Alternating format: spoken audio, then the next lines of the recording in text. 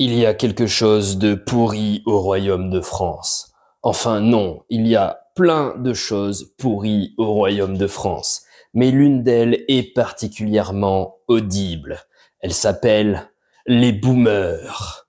À la base, j'étais contre un peu quand il y a eu cette tendance-là de trasher les boomers. Je trouvais que c'était une forme de mentalité victimaire de notre génération de dire ouin ouin ouin, on n'a pas eu vos opportunités, on n'a pas eu votre chance socio-économico-démographique.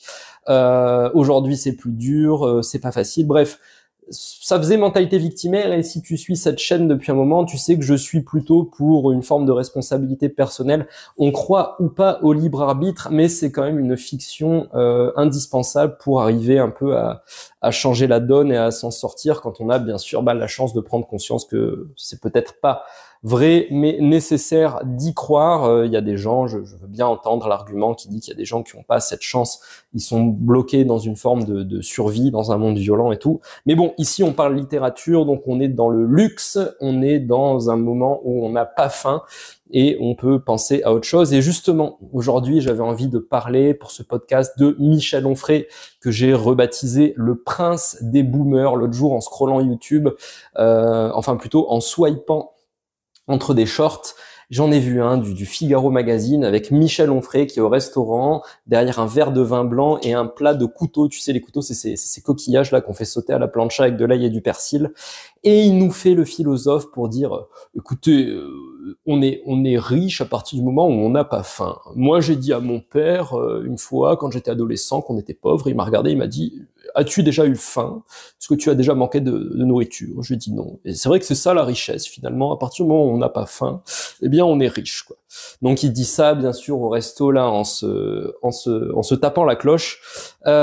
Et ça m'a, oulala, ça m'a énervé. Franchement, ça m'a énervé. Le prince des boomers, comme ça, qui nous donne des leçons sur ce qu'est la richesse. Alors, déjà, Michel, en Occident, certes, personne, très peu de gens, on va dire, crèvent de faim. Mais par contre, à quelle qualité de bouffe ils ont accès, hein, toutes les calories ne se valent pas. Tout le monde ne mange pas des bons coquillages pêchés il y a 3 jours. Il y a des gens qui mangent vraiment des trucs de Tchernobyl, quoi, parce que l'entrée de gamme c'est ça, et parce que j'imagine que quand tu vas au secours populaire, on te file pas du fauchon. Donc bref, ça m'a énervé, les boomers m'énervent, hein, sans blague. Voilà, ça reste nos anciens, il y a une forme de décence à avoir vis-à-vis d'eux, mais leur mentalité m'énerve. Alors oui, ça a été une génération qui a certes bénéficié d'une forme de plein emploi, et aussi, j'ose dire, de domination mondiale. Hein, ils ont vécu à une époque où être occidental, c'était avoir, on va dire, un avantage comme ça, symbolique, économique, technique sur le reste du monde. Ils pouvaient voyager sur la terre entière, avoir un pouvoir d'achat de malade. Il n'y avait pas encore eu, on va dire, cette mondialisation qui permet, enfin, je veux dire, je déplore pas le fait que des peuples aujourd'hui aient justement accès à des niveaux de richesse supérieurs et que le niveau mondial se lisse. Tout le monde, enfin, je veux dire, tout le monde a bien le droit d'avoir envie de plus de confort, et ça rajoute justement une forme de compétition. Mais aujourd'hui, la compétition est mondiale, hein. Je veux dire, aujourd'hui, avant, t'étais un beau gosse, tu voulais trouver une femme, t'avais toutes les femmes du village qui te voulaient, et tu faisais ton marché. Aujourd'hui, t'es un beau gosse, t'es en concurrence contre Paolo l'Italien, mais aussi Paolo le Brésilien. Bref, c'est plus le même game, il est à échelle mondiale, et là, je donne l'exemple des rencontres, mais on pourrait donner l'exemple pour n'importe quel domaine, on va dire, économique. Alors, nos boomers sont toujours là et donnent des leçons. Ils vivent bien sûr grâce à la médecine moderne, hein. Je veux dire, comme ils boivent beaucoup de très bons vins et qui font pas leur sprint de 200 mètres et leur traction lestée.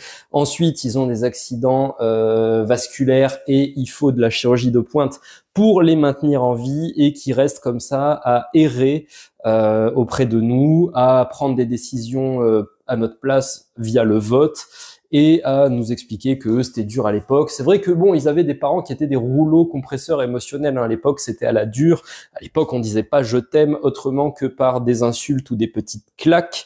Donc c'était, oui, une époque, on va dire, pas folle, mais ils oublient qu'ils ne doivent pas leur réussite, leur émancipation, leur jouissance qu'à eux-mêmes, hein, ils ont bénéficié d'avancées économiques, d'avancées sociales, d'avancées technologiques. En même temps, quel humain aime se raconter que c'est grâce à un système plus complexe que je vis. On aime bien se raconter que c'est grâce à nous, à nos efforts qu'on obtient tout. C'est le problème des boomers. Mais là où la philosophie comme ça, on va dire épicuriano-boomeristanaise de Onfray est délétère, j'ose le terme, en 2025, c'est que justement elle tient pas compte de la complexité du monde, elle tient pas compte du fait qu'aujourd'hui tu vas avoir des Russes, des Indiens qui parlent couramment Python et JavaScript depuis qu'ils ont 6 ans, que la compétition mondiale est féroce, que on le voit d'ailleurs au niveau géopolitique, hein, les États aujourd'hui se font des guerres sans merci, pas forcément via l'armement, mais des guerres économiques. La législation change tout le temps, c'est un environnement compétitif et chaotique dans lequel il faut vite s'adapter, et s'adapter demande de prendre des paris, de vivre avec un haut degré d'incertitude, parce que le gars qui se disait tiens, j'apprends Python et JavaScript il y a 3 ans, il avait peut-être pas vu venir que le niveau des IA, hein, il avait pas vu GitHub Copilot arriver comme ça. Donc, on va dire toute cette philosophie de la simplicité, du il faut savoir se contenter de peu, du nous à l'époque on se posait pas toutes ces questions et tout, c'est en gros l'invitation à l'économie cognitive par des gens qui ont plus, on va dire, beaucoup d'années à vivre, et les années qui leur restent à vivre vont être partagées entre Croisière Costa et EHPAD.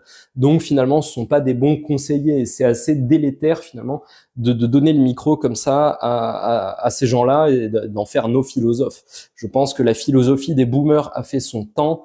Je pense que c'est à nous, aux nouvelles générations, d'inventer la philosophie qui nous permettra de relever les défis du monde contemporain.